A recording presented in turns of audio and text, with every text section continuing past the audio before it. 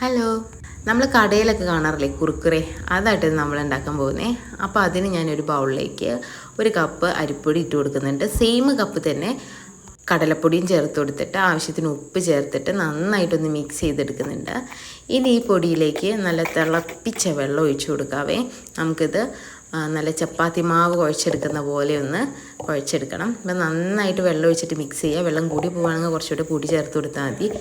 നല്ല ചപ്പാത്തി മാവ് കുഴയ്ക്കുന്ന പോലെ ഒന്ന് നന്നായിട്ട് ചാമ്പി കുഴച്ചെടുക്കാവേ ചൂടോടുകൂടെ. ഇനി അത് കൈ വെച്ച് നല്ല നീളത്തിൽ ചെറുതായിട്ട് റൗണ്ട് ചെയ്തെടുക്കാം. ഇതുപോലെ എല്ലാം ഒന്ന് റോൾ ചെയ്തെടുത്തിട്ടുണ്ട്. ഇനി നല്ല ചൂടായ വെളിച്ചെണ്ണയിലിട്ട് വറുത്ത് കോരിയെടുക്കാവേ. ഒരു 2 മിനിറ്റിൻ്റെ ഉള്ളിൽ നല്ല ഹൈ ഫ്ലെയിമിലിട്ട് കഴിഞ്ഞാൽ അത് പെട്ടെന്ന് തന്നെ കുക്കായി കിട്ടും. അപ്പോൾ അടിപൊളി കുർക്കുറെ റെഡി ആയിട്ടുണ്ട്. ഇനി ഈ കുർക്കുറയിലേക്ക് എരിവിന് ആവശ്യമായിട്ടുള്ള കുറച്ച് മുളക് പൊടി, കുറച്ച് ഉപ്പും കൂടെ ഇട്ടിട്ട് ഒന്ന് മിക്സ് ചെയ്തെടുക്കുന്നുണ്ട്. അപ്പോൾ നമ്മുടെ അടിപൊളി കുർക്കുറെ റെഡി. ഇനി ഇത് അച്ഛനൊന്ന് കൊടുത്തു നോക്കട്ടെ. അച്ഛാ, ഇതെന്നത്തെ ഐറ്റം?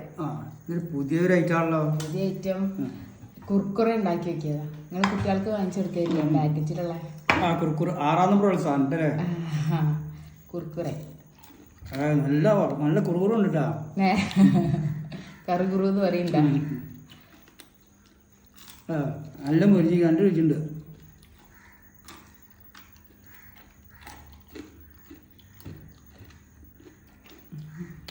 ഇത് പല്ല് ചേർത്ത് തിന്നാൻ പറ്റില്ല കേട്ടോ.